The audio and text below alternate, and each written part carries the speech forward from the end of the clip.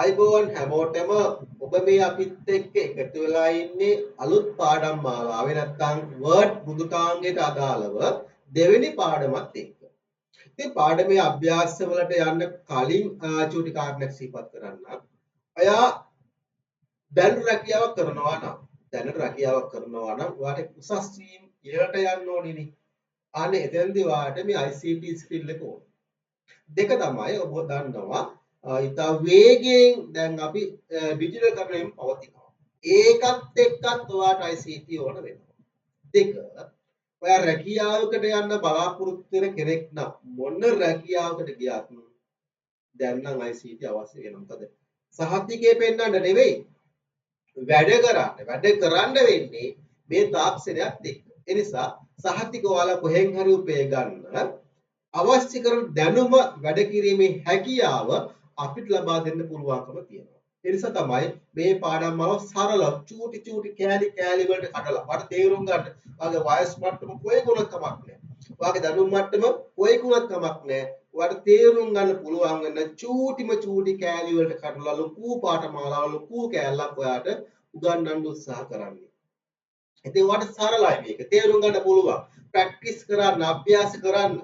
හරි ඒ අභ්‍යාස කරලා ඔයාගේ මේ කුසලතාවයේ ස්කිල් එක දියුණු කරගන්න කියන කාරණය නැවත සිහිපත් කරනවා. ඒත් එක්කම තමයි මේ පාඩම් වලට අදාළව assignment පොතක් කියලා මුද්‍රණය කර පොතක් තියෙනවා.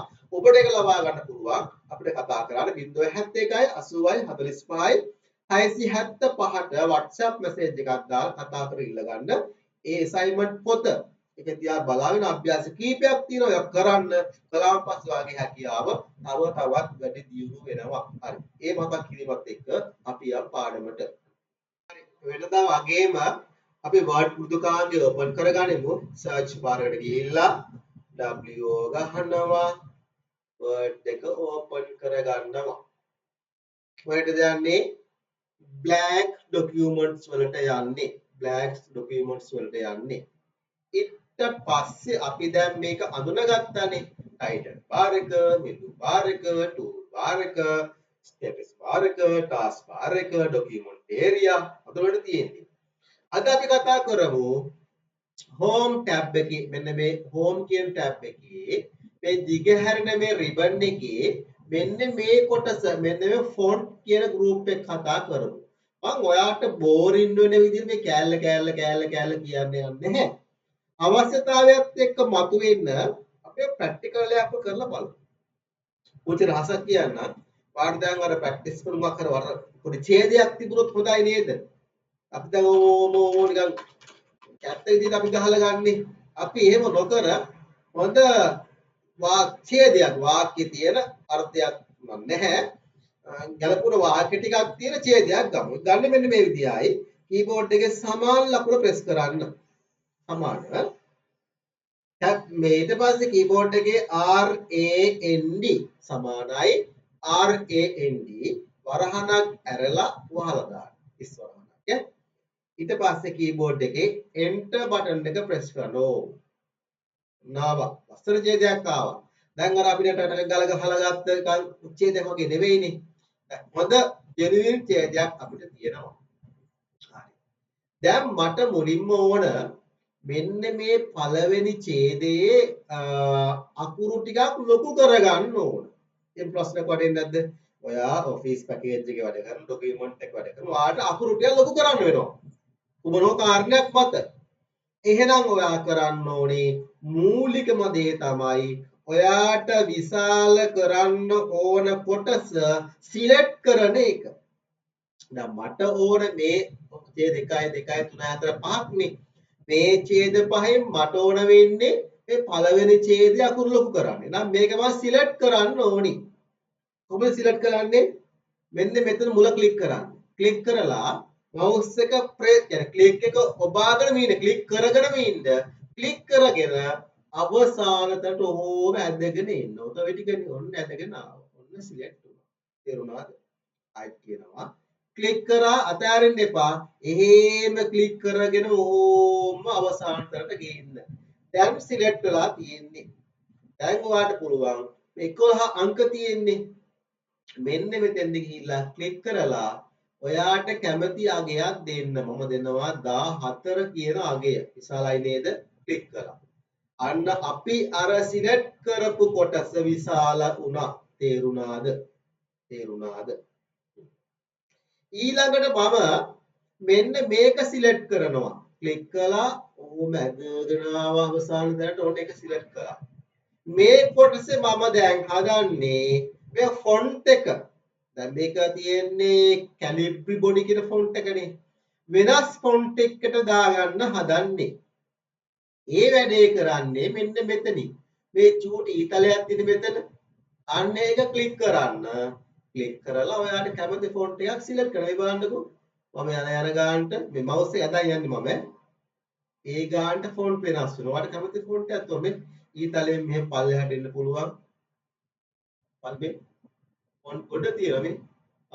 මම ෆොන්ට් එකට දුන්නා. දැක්කද? හරි. දැන් තව ලොකු කරගන්න ඕන නම් මේක ක්ලික් කළා, සිලෙක්ට් කළා, ෆොන්ට් සයිස් වලට ආවා. ඔන්න ලොකු වගේක් දුන්නා.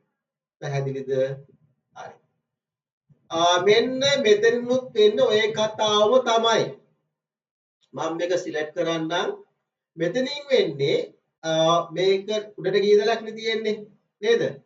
ෆොන්ට් එක විශාල වෙනවා ක්ලික් කරන ගානට. නේද? මේකේ මොකද්ද වෙන්නේ? පහළට ආව විතරයක් නේ ෆොන්ට් එක කුඩා වෙනවා. නේ? කුඩාම කරගත්තා මේ ෆොන්ට් සයිස් 5. නේද? ඔන්න විශාල කර ෆොන්ට් සයිස් 12. 14. පැහැදිලිද? තේරුණාද? right. ඊළඟ කාරණාව තමයි අපි හිතමුකෝ මේක මාතෘකාව කියලා මෙතන ක්ලික් කරලා එන්ටර් කරන්නම්කෝ මාතෘකාව. දැන් ඔයාලා දැකලා ඇති ඔය ලියුම් වල මේ මාතෘකාව ටිකක් මේ කළුයි නේ කළුයි යටින් ඉරක් ඇඳලා තියෙන ප්‍රශ්නයක් තියෙනව නේද? හරි. අපි මේක කළු කරගමුකෝ බෝල්ඩ් කරගමු. සිලෙක්ට් කළා කීබෝඩ් එකේ මෙතන තියෙනවා B අකුර. ක්ලික් කළා. බෝල්ඩ් තුනක් දැක්කද? අද කළුයි නේද? ෂෝට් කට් එකක් ඕකම තමයි කන්ට්‍රෝල් එකත් එක්ක B අකුර කීබෝඩ් එකේ කන්ට්‍රෝල් B ප්‍රෙස් කරාන් පස්සේ ඔන්න අයින් වෙනවා එනවා අයින් වෙනවා එනවා මේ විතර බෝල්ඩ් කරගත්තා. ඉරක් ගහන්නේ කොහමද? සිලෙක්ට් කළා අන්ඩර්ලයින් ඔන්න ඉරක් ගැහුවා. ඔන්න ඉරක් ගැහුවා නේද? අන්න රයිට් එකක් පුළුවන්. තව කාරණාවක් කියන්න. මෙන්න මේ ඡේදයේ තියෙන්නේ ඔක්කොම මම චුට්ටක් විස්තර කරගන්නම්. සිම්පල් නේ. අකුරු සිම්පල් නේ මුල අකුර අරනම් පස්සේ මට මේ ඡේදයම කැපිටල් කරගන්න ඕන. මොකද කරන්නේ? සිලෙක්ට් කරනවා. සිලෙක්ට් කරලා චේන්ජ් කේස් වලට ගිහිල්ලා අපර් කේස් දෙනවා. ඔක්කොම ටික කැපිටල් වුණා. ඔක්කොම ටික කැපිටල් වුණා. තේරුණාද? ඔක්කොම ටික කැපිටල් වුණා. රයිට්. මම මේක මකන්නම්. control A keyboard එකෙන් delete. ඔක්කොම මකලා දැම්මා. මකලා මම දැන් ආයෙ කොටසක් ටයිප් කරනවා. මම ටයිප් කරනවා ශ්‍රී ලංකා කියලා. මම දැන් හදන්නේ මේ ශ්‍රී ලංකා කියන එකට ෆොන්ට් කලර් එකක් දෙන්න. ඔයාට අත්‍යවශ්‍ය දේ ලස්සනට කතා කරන්නේ. ෆොන්ට් කලර් එකක් දීලා දෙන්න මම මේක ටික ලොක් කරගන්නවා. ඊට පස්සේ මේ තියෙන්නේ මෙතන ඒ අකුරුකුත් එක්ක පාටක් අන්න එතෙන්ට ගිහිල්ලා මම මේකට කලර් එකක් දෙනවා. තේරුණාද? පැහැදිලිද? ඔන්න ෆොන්ට් කලර් දෙන විදිහ. ෆොන්ට් කලර් දෙන විදිහ. හරි. ඔක තව දෙයක් තියෙනවා. මොකද්ද? දැන් මේ අපි එක කලර් එකක් නේ දුන්නේ. අපිට ග්‍රේඩියන්ට් කලර් එකක් දෙන්න පුළුවන්. වර්ණ ගොඩක් අකුරකට මේක සිලෙක්ට් කරන්න. සිලෙක්ට් කරලා මෙතන තියෙනවා මේ මහත ෆොන්ට් එකක් දාගමු. මේක මහතයිද? ඒක මහතයිනේ. ඒක දාගමු. ආචුට්ටක් ලොක් කරගමු. මම මේක කිව්වට තේරෙනවනේ. හරි.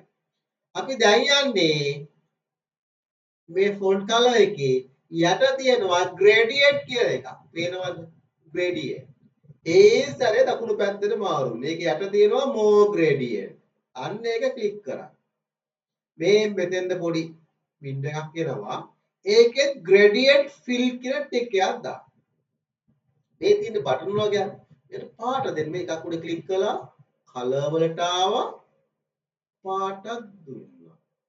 මේක උඩ ක්ලික් අදින්න පුළුවන් එහාට මෙහාට. මම මෙතෙන් ඇදගෙන ආවා මේ බටන් එකේ කලර් එක මොකක්ද දෙන්න? තව පාට දෙන්න. හරි. ඌ පේන්න පුළුවන්. නේද? හරි. මේ ක්ලික් කරනවා එයාට මම දෙනවා ලා නිල් පාටක්. මෙයාට දෙනවා තව කලර් එකක්.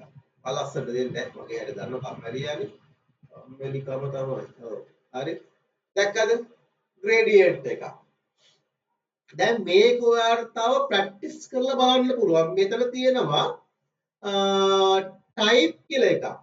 දැන් ලීනියර් තියෙන්නේ. රේඩියන් වලට මාරු කරන්න. හැඩේ වෙනස් වුණා. රෙක්ටැන්ගල් වලට මාරු කරන්න. හැඩේ වෙනස් වුණා.